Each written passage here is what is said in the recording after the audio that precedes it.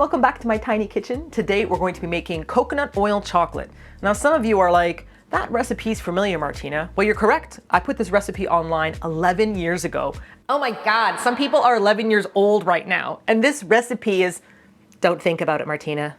Well, as all this time has passed, this recipe has aged like fine wine because I've been tweaking it, adding 1/8 of stuff to it, just to make it that much better. And I'm presenting two versions of this for you, for those of you that have a chocolate mold at hand, and for those of you that do not have a chocolate mold at hand. And if you don't have an oven, you can do it in the microwave. And if you don't have any teeth, you can suck it with your tongue. You know, that doesn't sound right, but that's how well it melts. Let's just get started. But first, the ever important toppings. What are you putting inside of your chocolate? Behold, Martina's favorite things. First of all, and this is new, I'm adding in marshmallows. Yes, I think because I was living in Asia, marshmallows were a premium, and now they're just giving them away. North America's like, marshmallows and everything, and I'm living for it. I will be using 4 marshmallows for this recipe. One of them I will be eating, and the rest of them I will be chopping up to put inside of it. It's kind of like Rocky Road chocolate, right? Then I'm going to be adding in some sweetened, chopped coconuts. This you can get unsweetened, and it's a bit kind of like, so I splurged and got the sweetened varietal. I'm pretty sure this is something that happens in old age because Dan and I were talking about how coconut chocolate as a kid was like poisonous, disgusting. What are you thinking when you gave this to me? And as an adult, I'm like, oh, the coconut's delicious. And I'm also adding in almonds. I personally like almonds in my chocolate. You can add walnuts. You can add these nuts. You can add whatever nuts you want to add, or no nuts at all.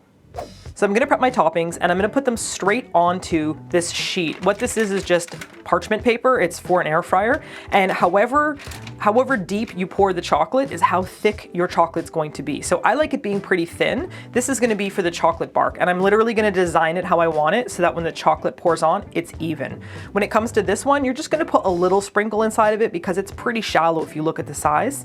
So if you do too many toppings, it's just like a bunch of nuts in your mouth. You wanna have like nuts and chocolate. I'm gonna just really loosely chop these up. I am using exactly 9 almonds. Exactly 9, everybody. Do you have to use 9? No. You can use as many as you want. I like mine to be slightly chunky, not like powdered up. Okay, that feels pretty good for me. And because the Korean scissor is the ultimate scissor, I use it for everything. I'm gonna cut these big boys into 4 pieces. You can just buy the ones that are tiny. I'm just cutting them like that and laying them down in like a little polka dotty pattern. Doop.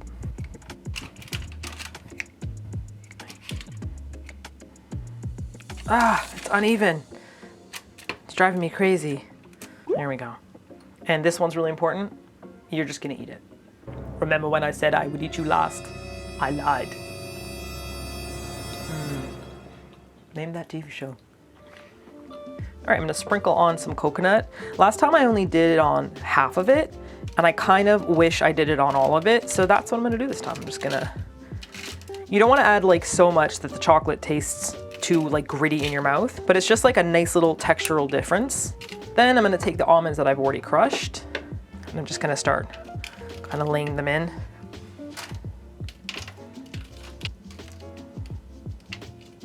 Okay, so that's good for the bark, and I'm just gonna add a couple of the almonds left over into the molds as well.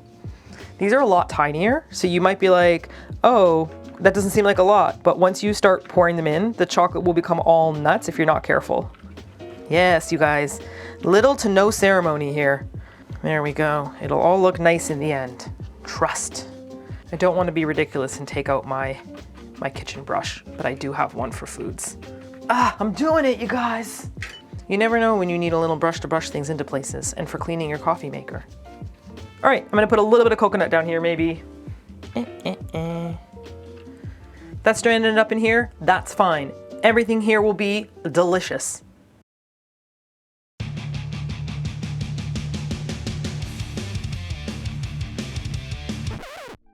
Once you've prepped your chocolate mold and your chocolate bark container, the only additional thing I'd add is if you're doing the chocolate molds, just have like a heat-proof container with this little tiny spout ready so you can pour it into all the little tiny spots. If you're doing the bark, it isn't as important because you have a wider surface to work with.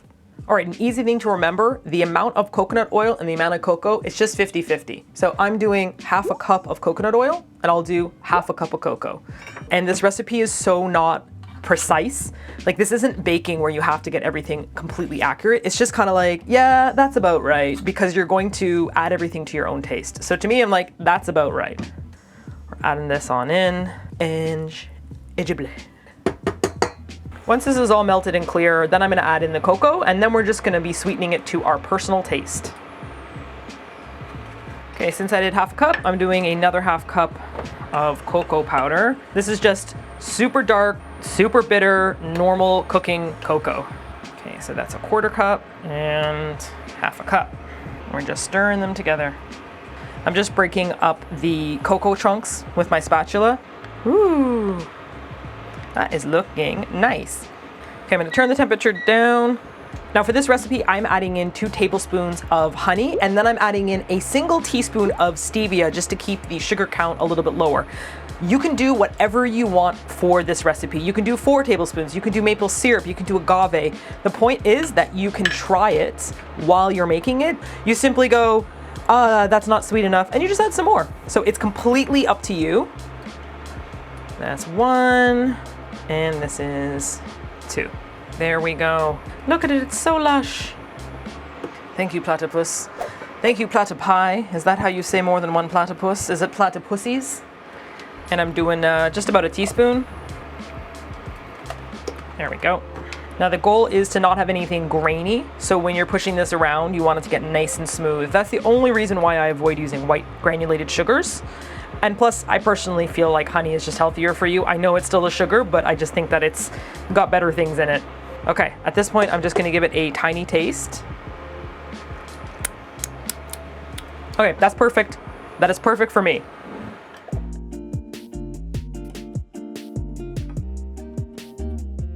Final ingredients, we're adding in some vanilla extract. I am using vanilla paste. Yes, I'm eyeballing it, you guys. It's come to its end, everybody. Last up, I'm adding in a little bit of chili flakes. This is not so that your mouth catches on fire, but chili and chocolate go hand in hand. They like elevate each other. I'm literally just doing a couple dashes of cayenne, and I'm doing a couple dashes of Korean gochugaru, which is just red pepper flakes, the Korean varietal. And final is a pinch of sea salt.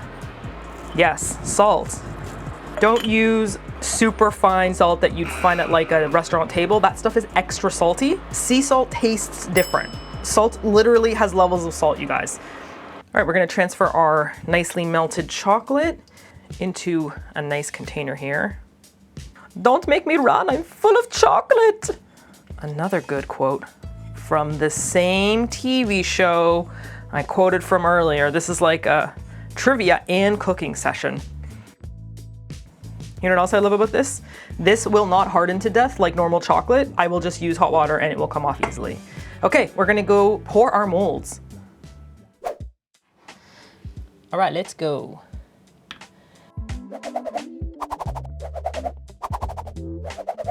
And doop.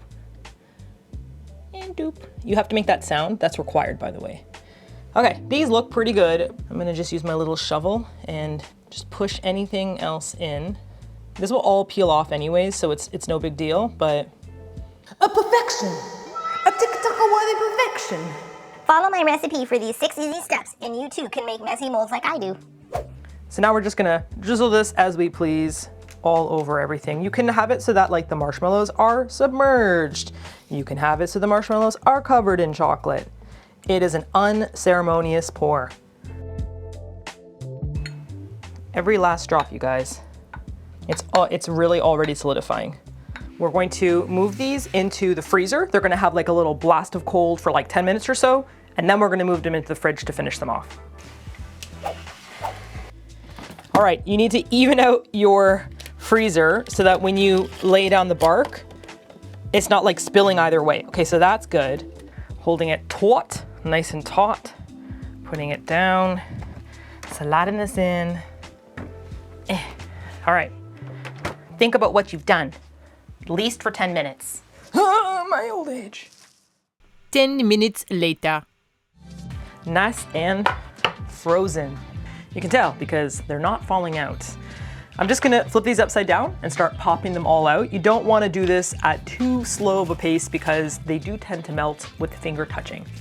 The Korean kimchi gloves, a necessary part of a household that cooks with a lot of chilies. Here we go. All right, guys, don't embarrass me in front of my friends. Ooh, ooh, it's looking cute so far.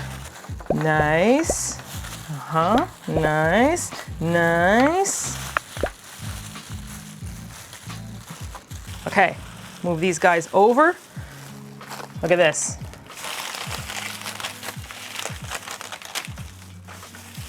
You see this? Comes right off the paper. I'm just gonna break it with my hands. I'm trying to distribute maybe a marshmallow per piece just for funsies so that everybody gets a bit of a marshmallow. Ooh, how nice. There we go. All broken up and beautiful.